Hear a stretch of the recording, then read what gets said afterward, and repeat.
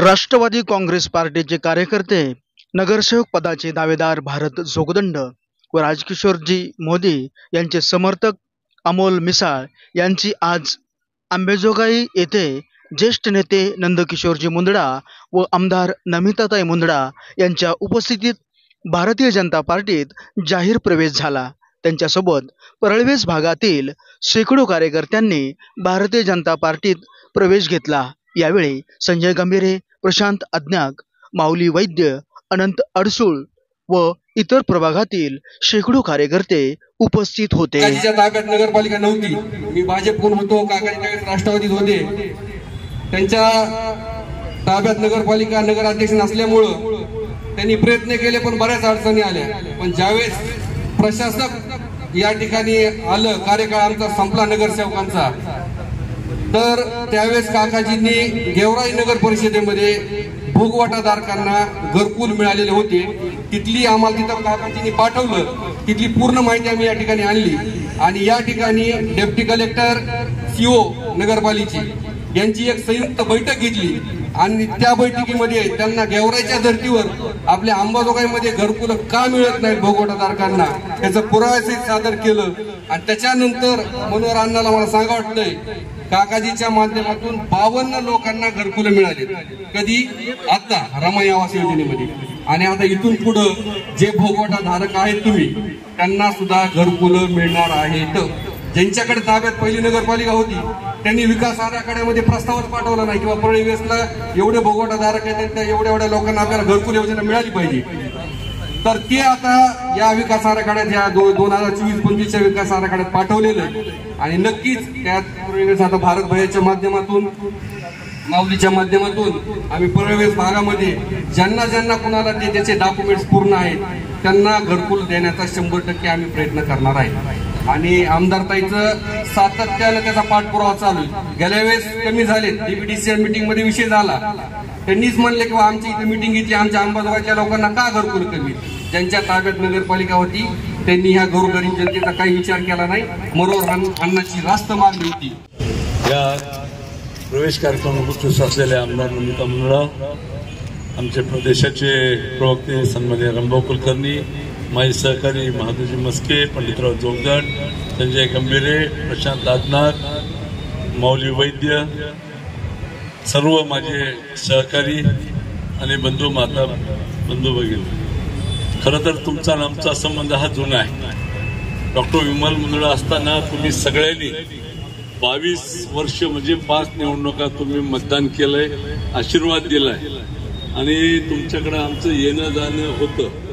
त्या 10 वर्षात थोडा घोळ झाला आणि अंतर पडलं, भरतराव, नाहीतर आधी तुम्ही आणि आम्ही एकच होता, वेगळं काही नव्हतं। मला तर तिथलं सभागृह मंडप असेल, सामाजिक भवन सुद्धा डॉक्टर विमल मुंदडांच्या काळातलं। मला वाटतं ह्या सगळ्या गोष्टी ज्या आता आमचे मनोहरराव बोलले, चौधरी साहेब आमचे जुने सहकारी, तुम्हाला मनमोकळं सांगतो की भोगवटाधारकाला घरकुल मिळावं हा विषय निघाला। डीपीडीसी मध्ये अंबेजोगाईला घरकुल नाही, गेवराईला 3000 घरकुलं झाली। मग त्यांनी आमदार लक्ष्मण पवार साहेबांना विचारलं की तुमची तर 3000 आणि आमची तर काहीच नाही, काय कारण? तर मग हा सगळा विषय लक्षात आला आणि संजय गंभीरेंनी त्याच्यावर अभ्यास केल्यामुळं त्यांनी सगळा विषय सांगितला। मग नंतर आलेल्या सीओना सांगितलं, प्रशासकाला, आमदारांनी, पण त्यांनी जाणीवपूर्वक कुणाच्या तरी ऐकण्यावर दुर्लक्ष केलं। मग दुसरे सीओ गुट्टे साहेब आले, त्यांना आमदारांनी बोलून घेऊन ह्या सगळा विषय सांगितला आणि मला वाटतं गावातला सर्वे झाला आणि सर्वे होऊन भोगवटाधारकाचा सुद्धा भविष्यामध्ये घरकुल देण्याच्या पर्यंत आलंय। आता आपण घरकुल मागितली, येणाऱ्या काळात आपण टप्प्याटप्प्यानं ज्यांचे ज्यांचे नियमात आहेत त्यांना आपण देणार आहोत। सगळ्यात महत्वाचा विषय की अंबेजोगाईला 15 दिवसाला पाणी येतं। महिलांचा सगळ्यात मोठा प्रश्न आहे पाण्याचा, त्याचा वेळ नाही, काळ नाही। डॉक्टर विमल मुंदडांनी तुमच्या आशीर्वादानं धनेगावची 60 कोटीची नळ योजना केली। मध्यंतरी आपल्याला रात्रंदिवस घागरी रिक्षामध्ये सायकलीवर घेऊन जावं लागत होतं त्या पुरुष मंडळींना, त्या काळात तातडीची काळवीट तांडा नळ योजना केली, त्याच्यावर आज आपलं भागलंय। परंतु मध्यंतरीच्या काळात जे सत्तेवर होते, ज्यांना राजकारणाशिवाय कुचापती करण्याशिवाय आणि इकडून इकडे रस्ता दाखवून बिलं उचलण्याशिवाय ज्याला जमलं नाही, त्यांनी सत्तेत असताना सुद्धा नळ योजनेचा विचार केला नाही.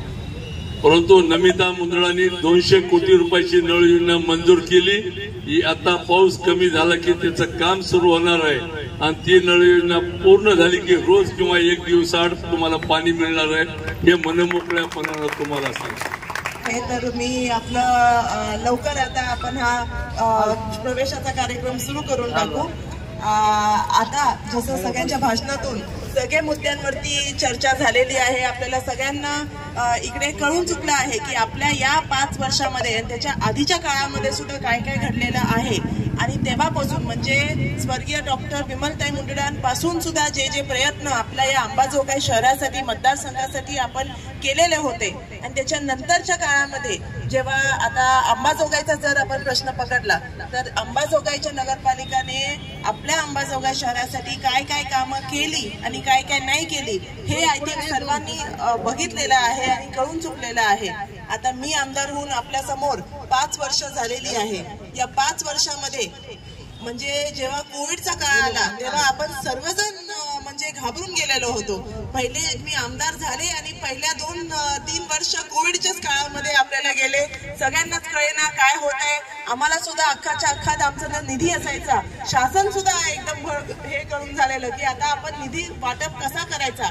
विकास हा तेव्हा मुद्दाच नव्हता. 2 वर्ष आपण फक्त आरोग्याकडे आपण सर्वांनी लक्ष दिलं. मी अख्खाच्या अख्खा फंड सगळा हॉस्पिटलसाठी वर्ग केलेला होता आणि सगळीकडे जे जे लागणारी गोष्टी असेल त्याच्यासाठी आम्ही प्रयत्न केलेला. कोविडच्या काळामध्ये सुद्धा स्वर्गीय डॉक्टर विमलताई मुंदडांनी आपल्याला लोखंडी सावरगावचं जो हॉस्पिटल बांधलेलं त्याच्या आधी म्हणजे 15-20 वर्ष म्हणून त्यांच्या मनामध्ये कुठली तरी एक दूरदृष्टी होती. त्यांनी ते एवढं सुंदर हॉस्पिटल बांधलेलं आपल्याला ते वापरता आलं. कोविडच्या काळामध्ये आपल्या सर्वांना त्याची मदत झाली. आपल्या या SRT वरती तर बोज होताच पण त्याच्यानंतर त्याच्यामुळे सुद्धा आपल्याला खूप साऱ्या सगळ्यांची सोय सुविधा झाली. मग त्याच्यानंतर 3रं वर्ष आमदारकीचं आलं तेव्हा आपण विरोधी पक्षात होतो. महाविकास आघाडीचं सरकार होतं तेव्हा सुद्धा पण येत होता पण एकदम मर्यादित येत होता. त्याच्यामध्ये सुद्धा जास्तीत जास्त करून आपल्या मतदारसंघासाठी शहरासाठी जे करता येईल आम्ही करायचा प्रामाणिक प्रयत्न केला. या गेल्या 2 वर्षांमध्ये जेव्हा आपल्या हक्काचं महायुतीचं सरकार आलं तेव्हा आम्ही एवढा फंड म्हणजे मी तर एवढा अभ्यास केला काकाजी मी अक्षय आम्ही बसून की एक कुठले हेड असतील ज्याच्या खाली आपल्याला हक्काने आपण काय म्हणतात इकडे खेचून फंड आणू शकतो आपल्या मतदारसंघासाठी. म्हणून मी जसं आता तुम्ही रामभाऊनीचं सांगितलं की 2000 कोटी पर्यंतचा निधी फक्त आणि फक्त आपल्या केज विधान मतदारसंघासाठी आम्ही खेचून आणलेलं आहे. त्याच्यापैकी काही कामं आपल्या जे आता अंबाजोगाईमध्ये जे येतात त्याच्यामधलं आपलं रस्त्याचं नगर उत्थानच्या मध्ये आम्ही 2 टप्प्यामध्ये नगर उत्थानचे आपले जे माननीय मुख्यमंत्री आहेत एकनाथ शिंदे साहेब त्यांनी आम्हाला खूप मदत करून नगर उत्थान मधून एवढे मोठे चांगले रस्ते आपल्या अंबाजोगाई शहरातील दिले. माझं वैयक्तिक मत असं आहे फंड आपण सगळेच आणतात पेपरमध्ये बातमी येते पण तो फंडचा वापर हा बरोबर झाला की नाही हे बघायची ही जी जिम्मेदारी आहे ती मी माझी जिम्मेदारी समजते. जेव्हा फंड येतो तेव्हा त्याचा उपयोग चांगला झाला पाहिजे. रस्त्याची क्वालिटी मेंटेन झाली पाहिजे आणि तो रस्ता खरंच जेवढा भव्य पेपरवरती आहे तेवढा भव्य खरंच अस्तित्वामध्ये सुद्धा आला पाहिजे. ह्याची काळजी आम्ही सर्वजण इकडे टीम म्हणून घेत असतो. आपल्या अंबाजोगाई शहरातले कुठलेही आता जसं आपल्याला स्वामी यांनी सांगितलं की आपल्याला आपल्या गल्लीमध्ये सुद्धा म्हणजे परिवेशमध्ये सुद्धा कुठेही राहिलेले कामं असतील कुठलेही राहिलेले रस्ते असतील ते पुढच्या टप्प्यामध्ये आम्ही नक्कीच घ्यायचा प्रामाणिक प्रयत्न करू. काकाजींनी सुद्धा सांगितलं आपली जी पाणी पुरवठ्याची योजना होती आता एवढे वर्ष इकडे 20 वर्ष आपली ही नगरपालिका कुणाच्या हातात होती. त्यांनी का अंबाजोगाईसाठी हे रस्त्याची कामं केली नाही. एवढं चांगलं आपल्या नळ योजनाची कामं केली नाही. सगळ्यांना दिसत होतं की अंबाजोगाई एवढं म्हणजे सुंदर शहर आहे. आपली ओळख ही फक्त म्हणजे आपल्या मराठवाड्यात नाही, महाराष्ट्रामध्ये अंबाजोगाई ओळखलं जातं. म्हणजे एवढ्या चांगल्या पद्धतीने एवढी मोठं शहर असून सुद्धा त्याला कुठेतरी काही सुद्धा विचार न करतात. रस्ते खराब, पाण्याचा प्रश्न बरोबर मार्गी नाही, ह्याच्याकडे हे एवढे 20 वर्ष दुर्लक्ष झालं असं मी मानते. तर आपण आता मी सुद्धा पाठपुरावा करून माननीय CM साहेब असतील, शिंदे साहेब असतील, आपले दोन्ही उपमुख्यमंत्री ते जे आहेत म्हणजे फडणवीस साहेब आणि दादा आणि आपल्या पंकजाताई साहेब या सगळ्यांच्या नेतृत्वाखाली त्यांच्या सगळ्यांशी मी म्हणजे बोलून आपण हा एवढी सुंदर पाणी पुरवठ्याची जी आपली स्कीम आहे 200 कोटीची स्कीम आहे. त्याच्यानंतर आता जसं काकाजींनी सांगितलं पावसामुळे काम थांबलेलं आहे, ते सुरू झाल्याबरोबर आपल्याला स्कीम म्हणजे आपलं सगळं काम झाल्यानंतर आपल्याला नक्कीच एक दिवसानंतर रोज अंबाजोगाईला आपल्याला नळाला पाणी येईल.